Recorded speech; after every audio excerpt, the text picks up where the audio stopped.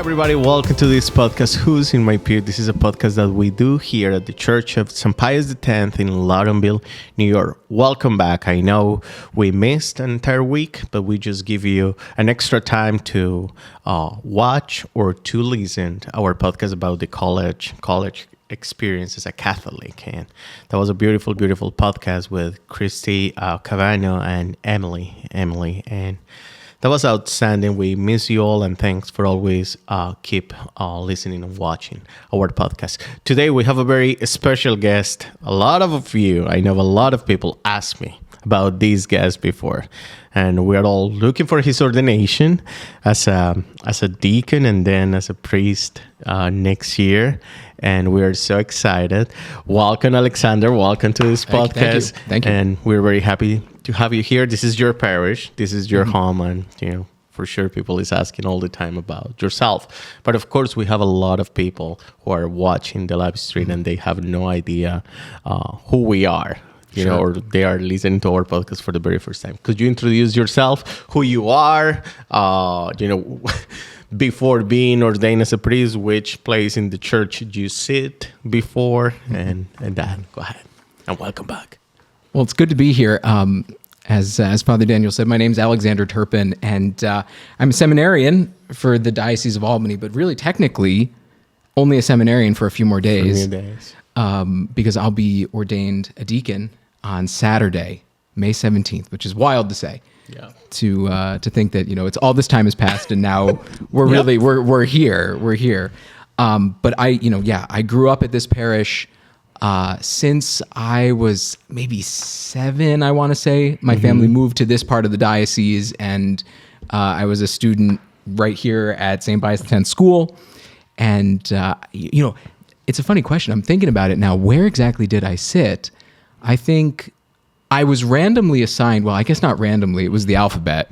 But for First Communion, my family was assigned to sit on the Parish Life Center side. So we were always there in the back, the chapel side. Yes.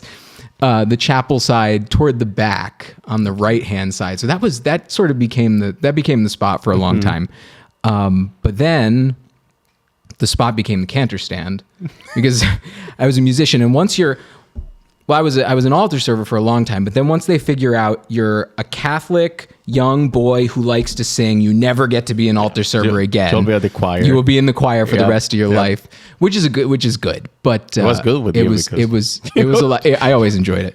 But so I wound up there for a long time, and I studied music, and so I was always really happy to serve as a cantor, generally for the 5 o'clock mass. So a lot of folks remember me from the 5 p.m. Saturday vigil masses for a number of years, especially while I was working in the area before I became a seminarian.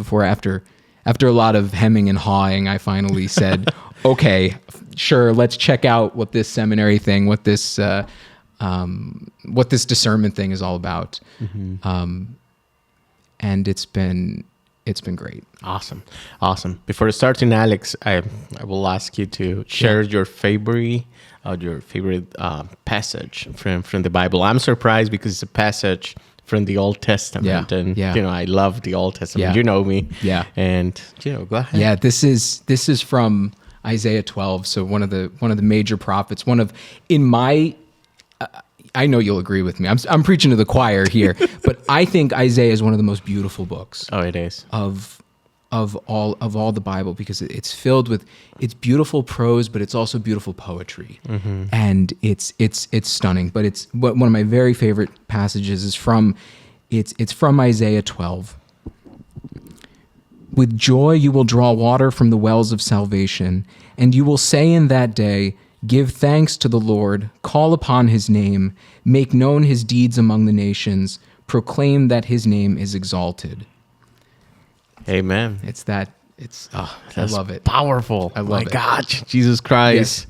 You know, even if it's the Old Testament, in this passage, especially chapter 12, the presence of Jesus Christ, like the God who is a pastor, who is always there for us in a spiritual way, it's always there. You know, this is one of the passages that helps me to connect that Old Testament with the New Testament. And by the way, you always have questions about the God from the Old Testament and the God from the New Testament. They are the same, but it's in different way. We will explain that or more, in the future. Thank you, Alexander. Alexander, tell me about your vocation. You grew up here as a Catholic.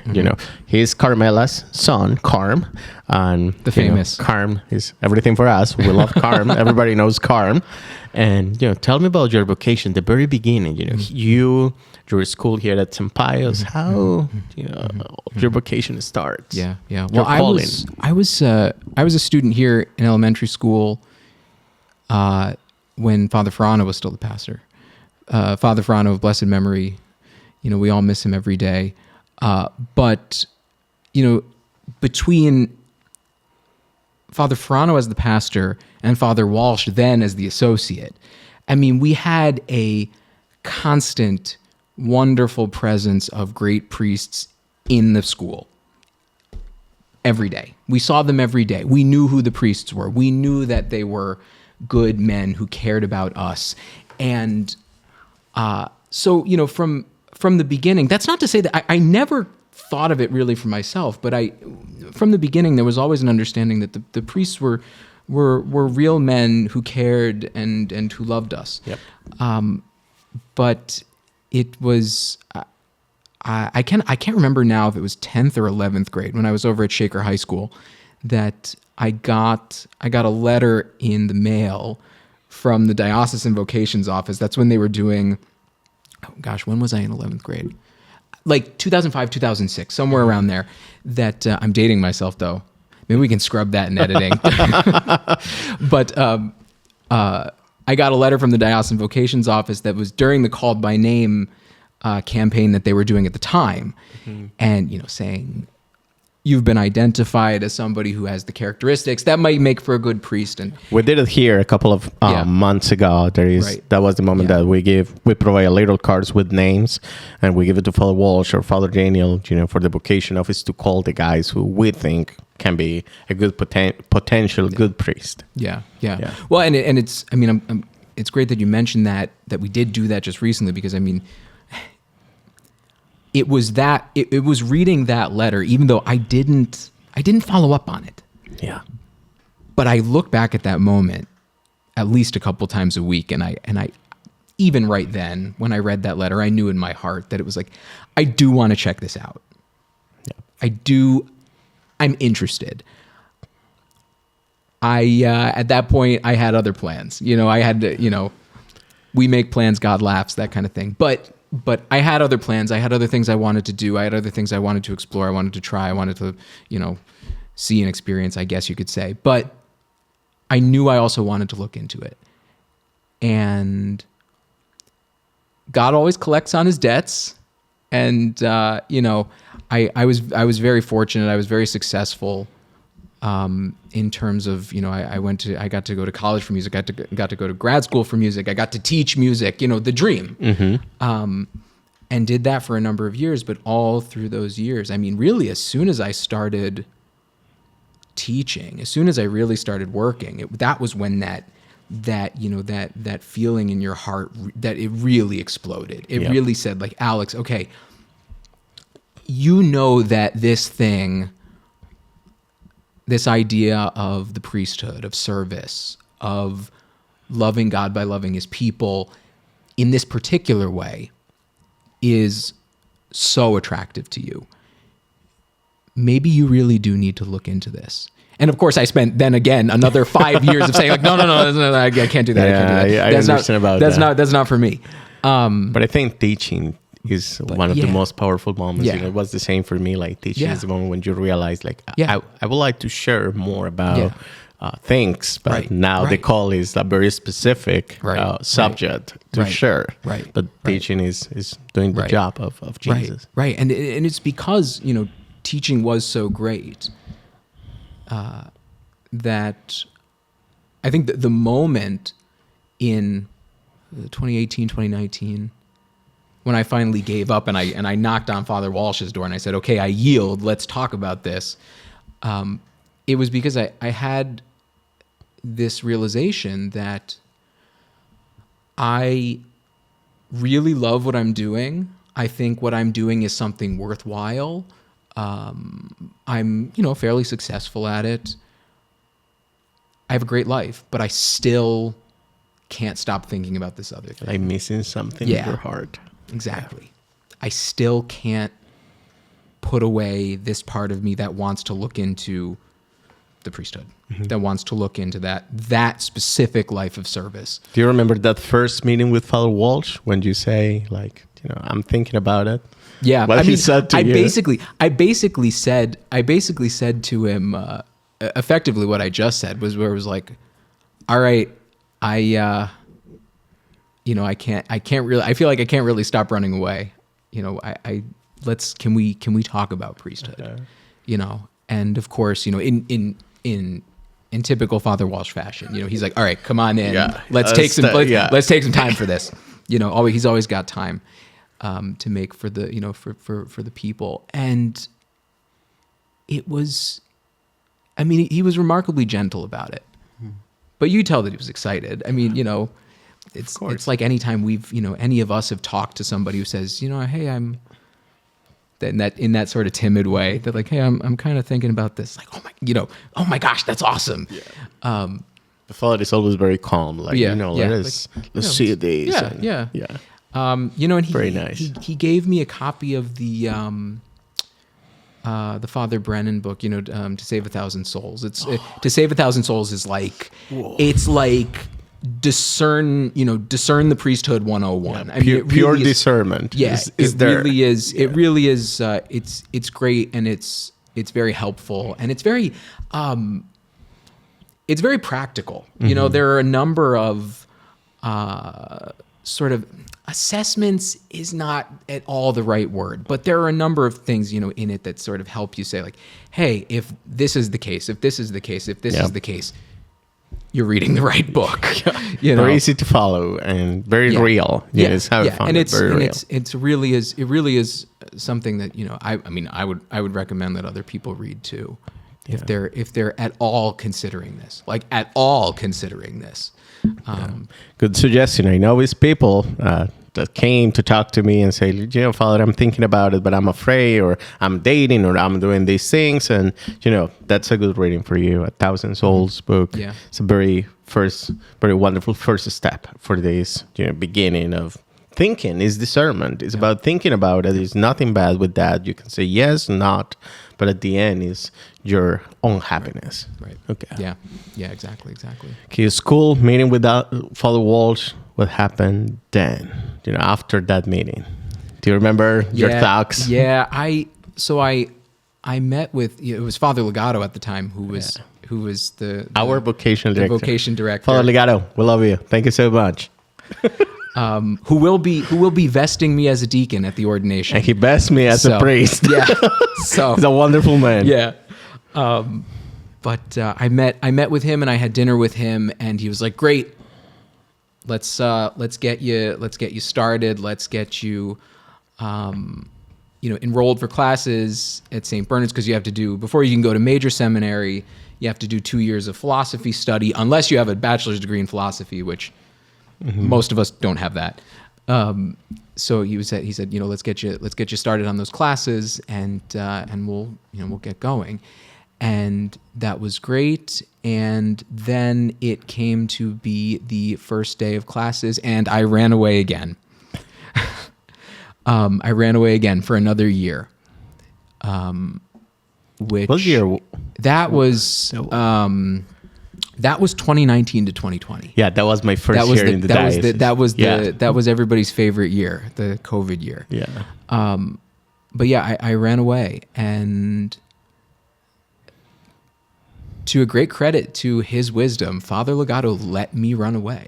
Yeah. He just checked in, hey, we just want to be of help. Just let us know what we can do. Mm-hmm. But then gave me that space. And then, of course, maybe 6 or 7 months later, I very sheepishly sent him an email like, hey, can we meet again? And he was like, of course we can. And I walked in, he was like, I knew you'd come back. I have a good memory. Yeah. Let me tell you this story. My first year in the diocese was 2018. And then 2019, at the beginning of 2020, I was with Father Legato at St. Jude's and St. Michael's. And I didn't have a car back at the time because those years I just moved here into the States. And he drove me from the House of Formation to his parish. And one time I remembered the first time you jump into the House of Formation, the first time that I see you, and we ended talking about you, like, oh yeah, he looks like a very solid guy. He's ready. And I remember it was 2020, maybe. Father Walsh told me, that guy will be a wonderful priest one day, Daniel. You will remember this day. Wow. And I remember clearly and say, oh yeah, he's the good guy. And then I talked to Matthew Duclos and they say, everybody agree. And now I can see, all your process. But I have that memory of Father Legato telling me that. Wow. That's Wow. powerful. Wow. Powerful. Wow. He will be a good priest for these diocese. A gift is what he said. Thank you. That was powerful. Well, that's another funny story with Father Matthew Duclos. Is a little fun fact, so to speak, is that Father Matthew Duclos and I had the same job as music director of Saratoga Children's Theater before we entered seminary. Yeah. So there's a very interesting, sort of music teacher to seminary pipeline in the Diocese of Albany. I know that. Father Matthew Duclos, for those who don't know, he's the new pastor at St. Thomas in Delmore and St. Lucy's in, I forget, Altamont. Yeah. Altamont. Father Matthew, thanks for everything. You're a good influence to all of us. And people here, they love you. This church and St. Thomas, we we share parishioners a lot. And his installation mass as the pastor is this coming Sunday, the 18th at 5 p.m. Yeah. So, if you have chance and if you have the ability to go there, it'd be a great thing. Okay.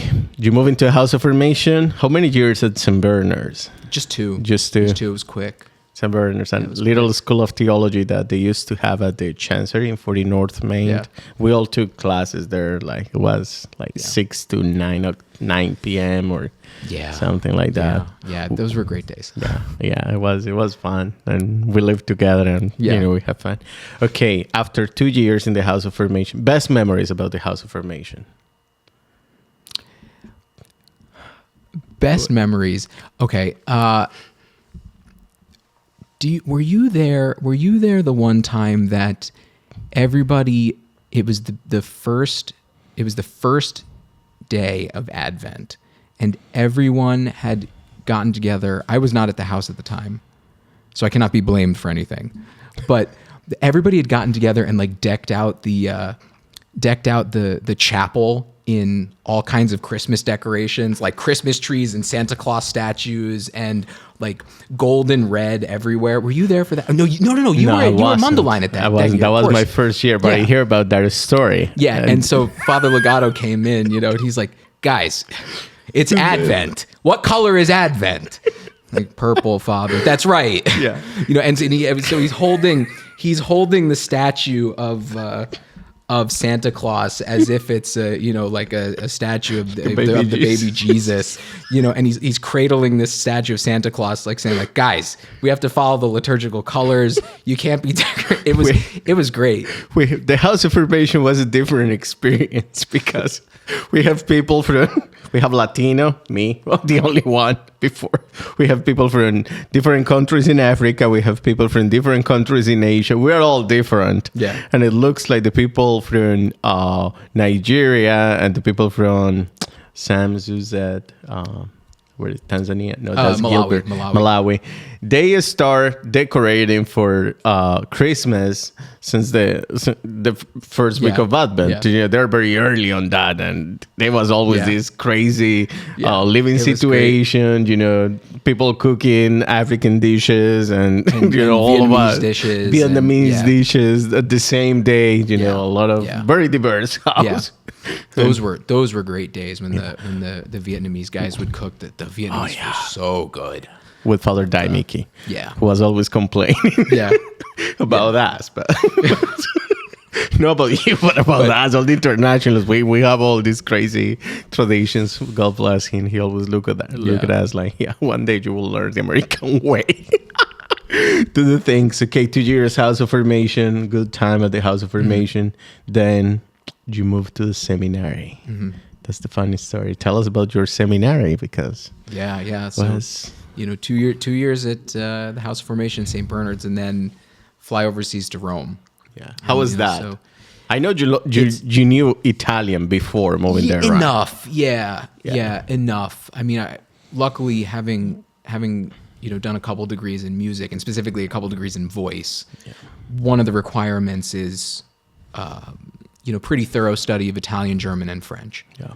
So it meant that going over there was not as I wasn't going over as cold as most guys do. Like, I can't imagine when Father Matthew Duclos and Father Stephen Yusko first went over, because they had never studied Italian, and I had studied plenty of Italian, and I still was, it's quite the shock. Yeah, taking classes in another language. Are so difficult. Day one theology classes in Italian, in English, where it's like, not for me, theology is hard enough to study in your native language. So, but it was. But they always said that you have the best Italian of all of them. They always say like, we're good, but not good like Alexander with Italian. That explains why. Okay, you moved there. Yeah. How was the first week? The first week, hot. Summer. Because it was mid-July in Rome, which, I mean, Rome, for anybody who hasn't been to Rome, even in the coldest part of winter, Rome is humid. So, because you're surrounded by the hills, and they call them the castelli. And so it just sort of holds all that moisture, all that humidity in. But so it means that in the summer, it is brutal. Yeah. It's brutal, which is why historically the Pope never spent the summer in Rome. Yep. He had the right idea. But yeah, it was hot. But what was great was, I mean, we all basically landed in the airport there outside of Rome at roughly the same time. The seminary said, coordinate so that we're all arriving at the same time. We all took a bus together, and that a guy behind me, hi, I'm Nick, and hi, I'm Alex, and like, this guy has become a great friend. One of the first guys I meet this guy has become a great friend, and he's, thanks be to God, he's going to be ordained a deacon in just a couple weeks too for Portland, Oregon. But so it was, it's amazing that it's hot and you're jet lagged and you're in this very different culture, but everybody's in the same boat, and everybody's there for the same reason, which of course is Jesus Christ. Yeah. And so then 3 years later, I mean, like, it's hard to think that all of that has everything has happened, and that first week of lying in a pool of your own sweat at 3 a.m, just praying like, please let me go to sleep.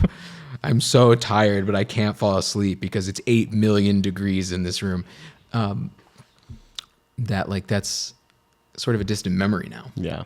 Very, very nice. Okay, first year. After 1 year, your first year at the seminary, how do you feel after 1 year overseas, living in a different world, in a different language, full immerse? How was that for you after the first year? Easier, difficult? I mean, the first classes. The first year is, I can't speak necessarily for any of the other seminaries, but the Rome, first year is key for everything. It's got a lot of challenges. Yep. That the first time you're doing all of these things, the first time you're walking around in a Roman collar and learning like what does that mean? What does that mean to walk around looking like a representative of the church because, oh, guess what, pal? You are now a representative of the church. Yep. But yeah, classes, relationships, being around everything in Rome that you are around. I mean, because it's it's headquarters. Seeing bishops and archbishops and cardinals and everything and having that be a daily sort of thing it's mind blowing. Yeah. It does, like, it's still Very even now I unique. still think about it. Yeah. It's like it's an interesting thing, but it's also a blessed thing. In that Experiencing the full universal church. right, and seeing everybody. Where you go to class, and I have on my left a guy from just outside of London, on my right a guy from Versailles, right in front of me a guy from Nigeria, right behind me a guy from India, and we're all in this class together and all studying in Italian. So but it's this. It really is it's very, very eye opening. It's very, very eye opening, and yes, sometimes really stressful.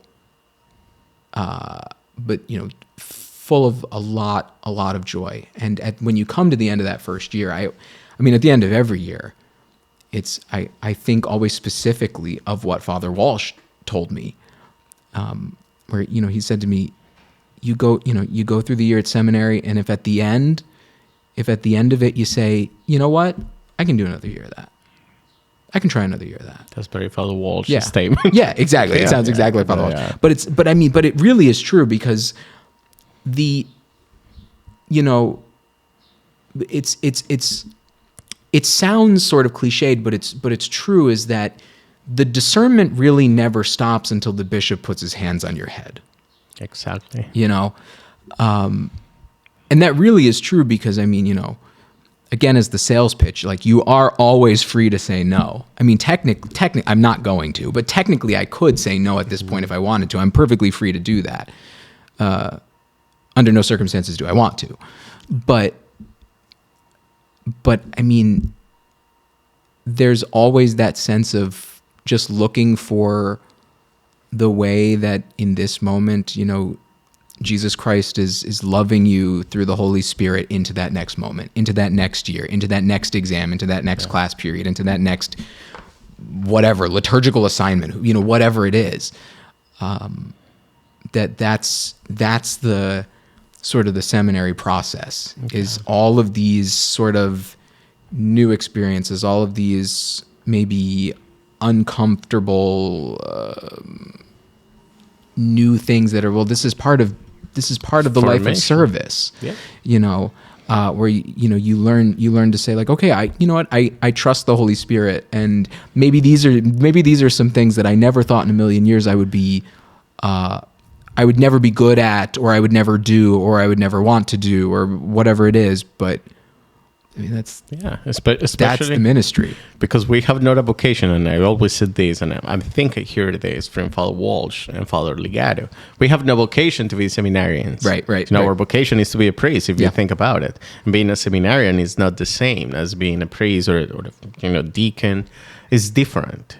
And, of course, being a seminarian for a long time, all the things that includes formation, evaluations, being under the loop, people checking on you, having formators, all those things, are no easier, but are part of the process. And, we don't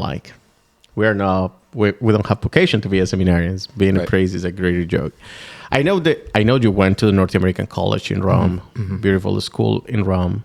Tell me about those times that Pope Francis visited the seminary, because I saw pictures of you with Pope Francis. He didn't visit the seminary when I was at any point, but he visited in like 2015 or something. It was early in his pontificate, but he was always very good to us in that he pretty much every year at least some subset of the seminary was invited to meet with him, and I was fortunate to be very, very close to him twice in my first year. specifically the second time was when the whole seminary was invited, just us, just the American seminarians in Rome, just the diocesan seminarians in Rome, invited to the Apostolic Palace to meet with him. And so, we all got to shake his hand, say hello to him, have a photo with him. I mean,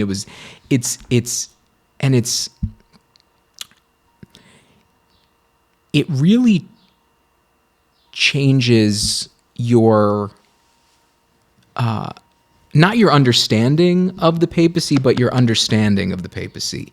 When you meet him, when you touch his hand, you can look at him on TV and you can say like, yeah, that he's the successor to Peter. He's the leader of the Catholic Church. He's the vicar of Christ.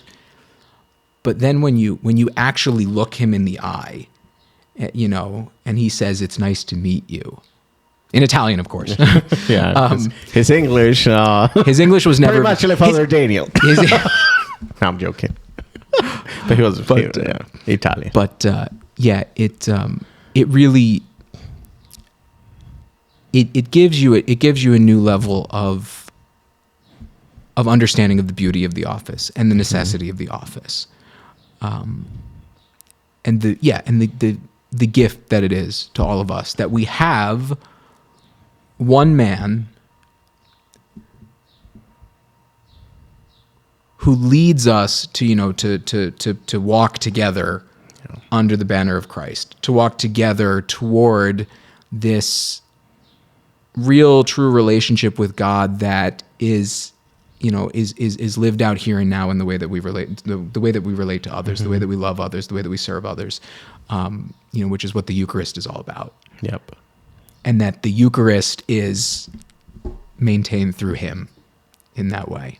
Yeah. That it all comes together in this man on earth because of that institution from Christ. Yeah. So it's really amazing when you meet him in person. Yeah, it will be a wonderful, wonderful experience. Yeah. Tell me about good memories about the seminary time in general. 4 years. And the best memories are those really simple memories of sitting in the lounge on your hall with a few of the other guys and just chit-chatting about nothing, or chit-chatting about God, chit-chatting about spiritual things, about theology, about whatever. But more often than not, just talking, just being together, just, getting to know each other and getting to see that these are other just normal, regular guys who want to live a life of joy and have identified the priesthood as the way to live that joy. Mm-hmm. You really can't beat those simple, spontaneous, really authentic moments. But at the same time, it was just days before I got on the plane to come back here this time to be ordained. We were out there. We saw the white smoke go up, and we all ran down, and we got to be right there when our new Holy Father, Pope Leo XIV, came out. I've never... We're moving into that, yeah. How was that day? Tell me that day. How was? Where you were? Yeah, so I was... First of all, you're supposed to be here earlier, right? And just stay in Rome. Right. Well, yeah. But... most of the guys at the seminary, basically there was sort of an understanding from the seminary and from the universities all through Rome that's like, yeah, nobody's going to class the next couple of days. Once the conclave is on, everybody's going to camp out in St. Peter's Square and watch the chimney over the Sistine Chapel. But so most of the guys had been camping out down in the square. I was up in my room frantically trying to finish writing up my, writing the draft of my degree thesis, because I told myself that draft will be done before you get ordained. So I was working on that, and I took a break, and I went into the hall lounge there where there's air conditioning. So that was the draw there. And I was watching the live stream, and I fell asleep, and I woke up to like a couple of the other guys who were sitting around with me saying like, white smoke, white smoke, white smoke. And so then of course we all rushed down and waited. We got there, we had maybe 40 minutes or so before Pope Leo XIV came out. And it was, I mean, when they said an American name, nobody thought that was going to happen. Absolutely not.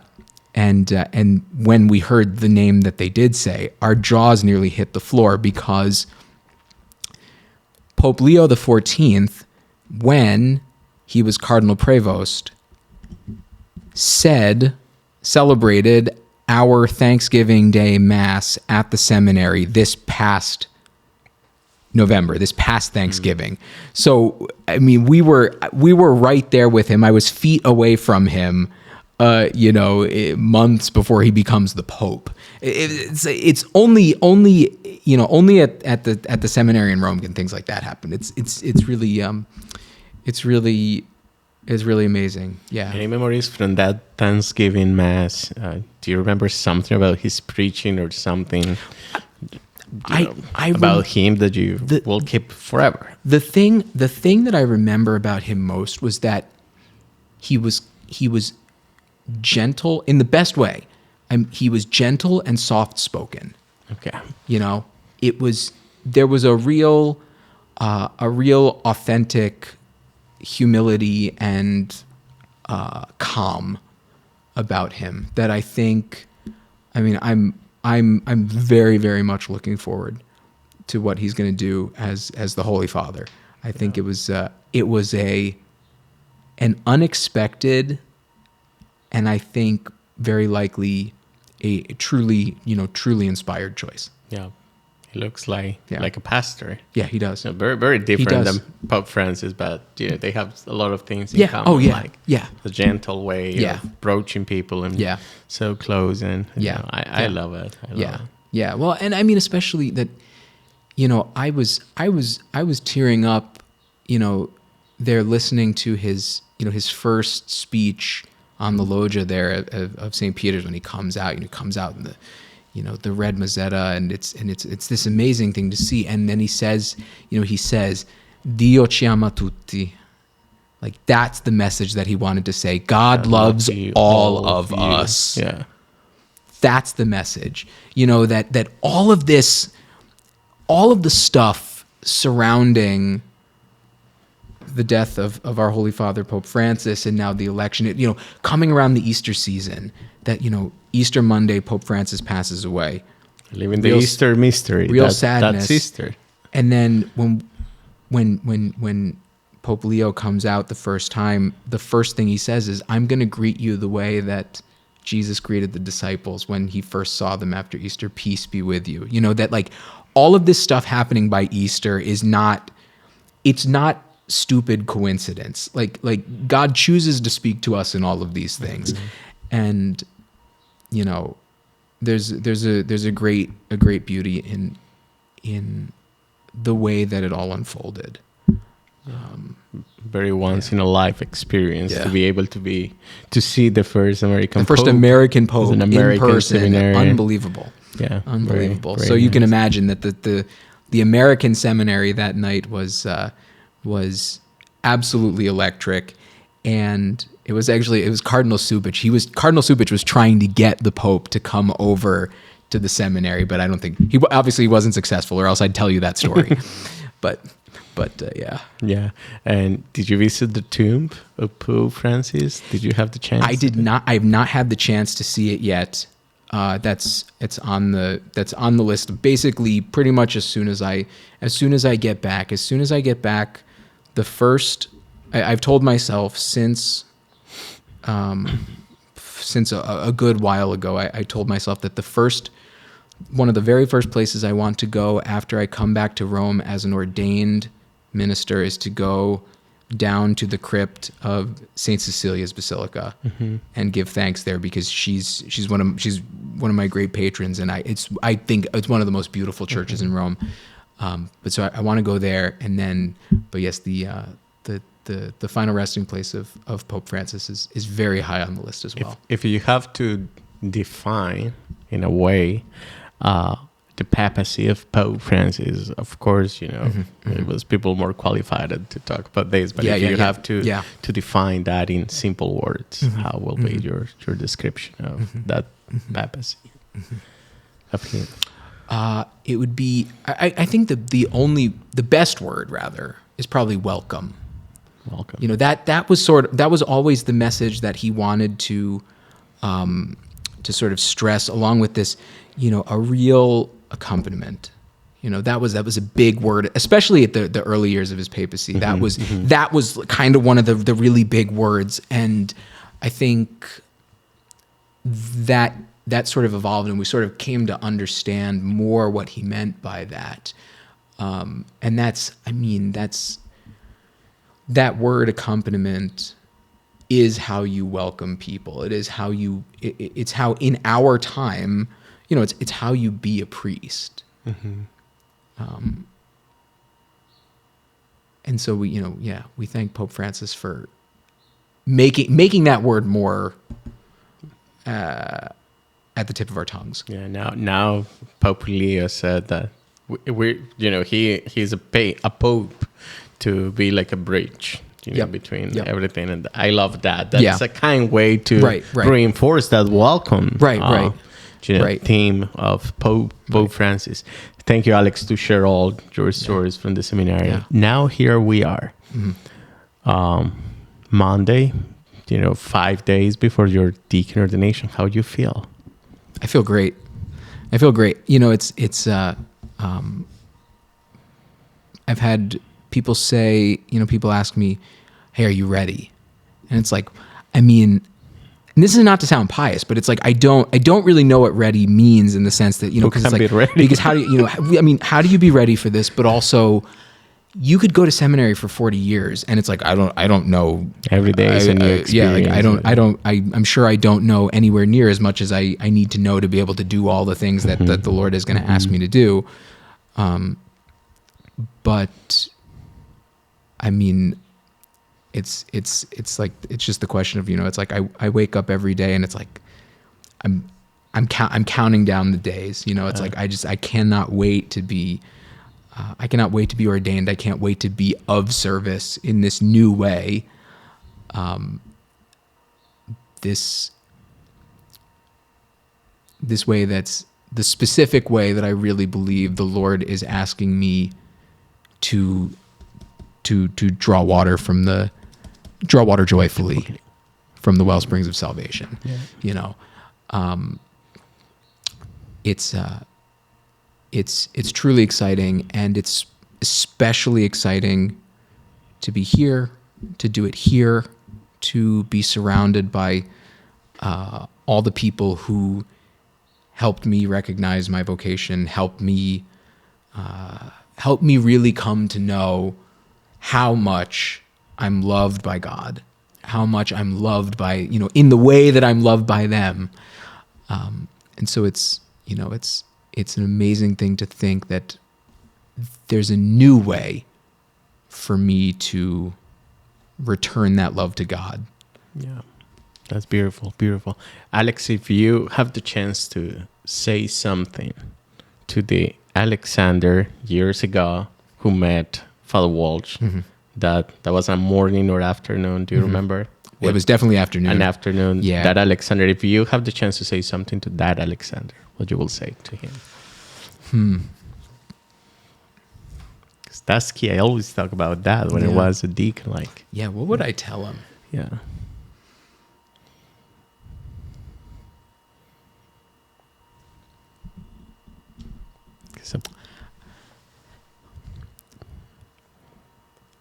That's hard. Stay close. Hard question. Stay close to the saints. Stay close to the Stay saints. close to the saints. Especially the saints we don't know. Could you explain that a little bit? So that we know all the great saints, we know the names of all the great saints, but there are countless other saints that we don't know. Okay. And those were normal people who lived quiet, humble lives of faith and went through the challenge, suffered the cross quietly, embraced the cross quietly. And that's the path. That's the way to get to heaven. That's the way to live a joyous life. That's the way to draw the water joyfully. Being close to God in that quiet and truthful, individually authentic kind of way. Yeah. Let us count 20 years from today ahead.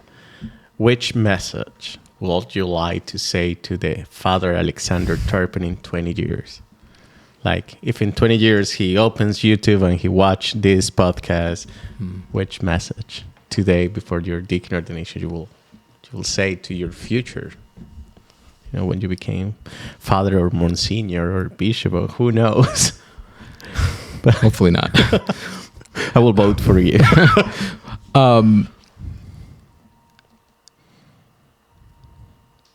Say today's Mass like you said your first Mass. Say today's Mass like you said your first Mass. No. Now remember that, Alexander, in the future. Alex, a message to your family that you want to live in this podcast for all of that. I think, thanks be to God, I think my family knows how much I love them, but truly everything that I have in this life is a gift to me from God, but it's come to me all through you. Thank you for loving me. Thank you for supporting me. Thank you for being exactly who you are and who God made you to be. Yeah. Alex, if we have, we have people who maybe is making the decision if they want to continue in this process of application. We have people applying to the program for being priest in the diocese, or we have another group of guys with doubts about that. What's the message you will give to them? Don't be afraid at all. It's this the journey of formation is certainly very challenging, but it's, despite any challenges, despite anything that's difficult along the way, I really wouldn't trade it for anything. And the very worst thing that can possibly happen from taking the plunge and starting that path is finding your answer as, you know what, that's not for me, but thanks be to God, I understand my faith better now. I can live my faith better now. And I have a greater understanding of what my actual vocation really is. You have absolutely nothing to lose. This diocese is phenomenally good with making sure that the freedom to say no is exactly as present as that freedom to say yes. It's only with the freedom to say no that we have the freedom to say yes. And thanks to Bishop Ed, thanks to Father Brian Kelly, thanks to the whole vocations team, all of us really know that. And all of us are supported, all of us feel loved, and we would love to have you with us as well. Yeah, I just remember something that Father Legato mentioned to me before, when I have my doubts about, continue. I just came for a summer to say hi to him and to have a meeting with him. And he said, Daniel, if you want to be a priest in this diocese of Albany, we will do everything we can. Yeah. We will do our best to make you a priest if you want to be a priest. If you don't, you are good to go. But if we did a good job to make you a wonderful man and to be a humble and very faithful Catholic man, we will be happy with that. That's why I made the decision to stay in Albany. I think you share the same feelings about the diocese. And Alex, we are very proud of you. Thank you. I can say that since the very first moment there was assigned to this parish, It was a challenge for me, of course. A huge parish, a guy I know from here. I always hear your name. People know you very well. They are always excited. And we have a funny story. One of our parishioners last Christmas, I think, she made a mistake. And she thought, yes. you hear that story? Yes. She thought, you are me and I'm you. And she came to the staff and said, Father Daniel is not a priest yet. Because that was a mistake, and she talked to you. Yeah. But Alex, you're always in our prayers. Thank you. We're very proud of you. We feel this ordination as our, this is not theological correct, but this is like the ordination of a lot of people who participate in your process. It's your ordination at the end, but we all share your happiness and your deaconhood. I hope that you will do wonderful. I know you will do wonderful. Thank you. And I would like to use this podcast to give thanks to you, Alexander, because I know for my ordination you came from Rome to participate in that. Having you there, having Steve, all the praise and having Matthew to close there with me. That was an amazing time. And my sister is still asking me about you.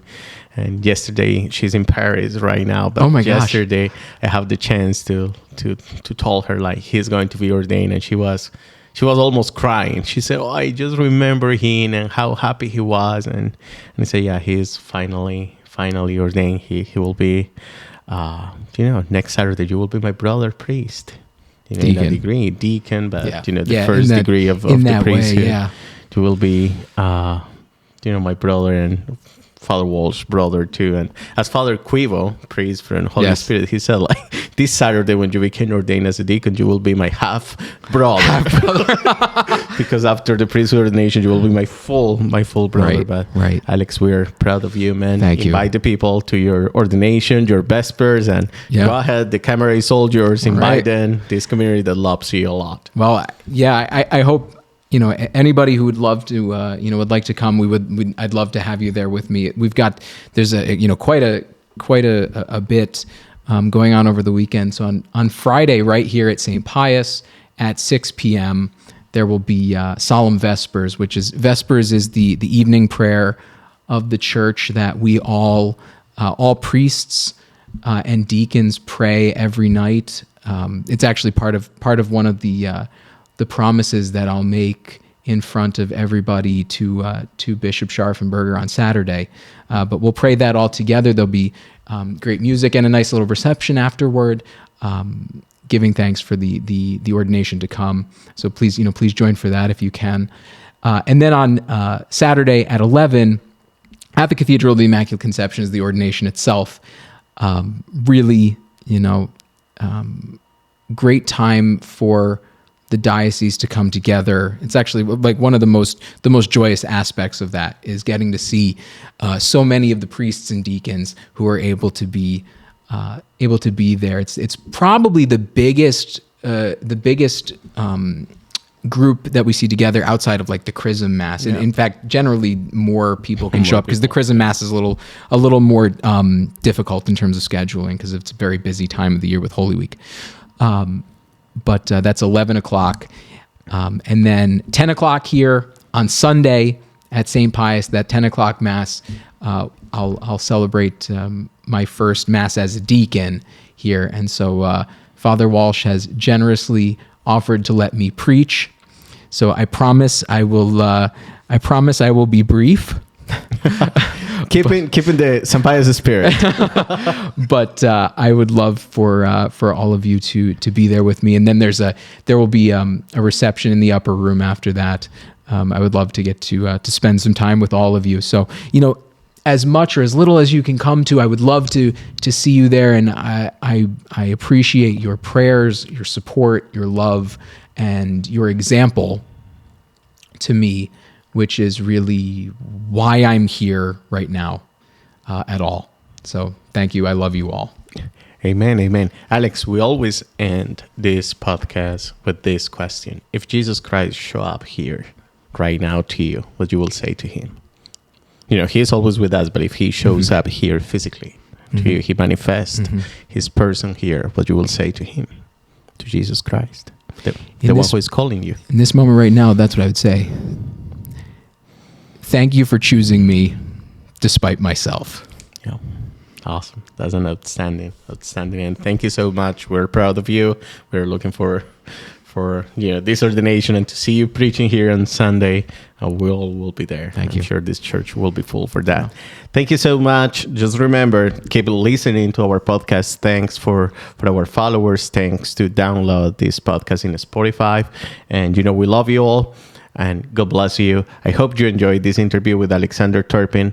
And remember, this is not about our perfection. This is about a group of people who follow Jesus Christ, the Lord. God bless you all, and bye-bye.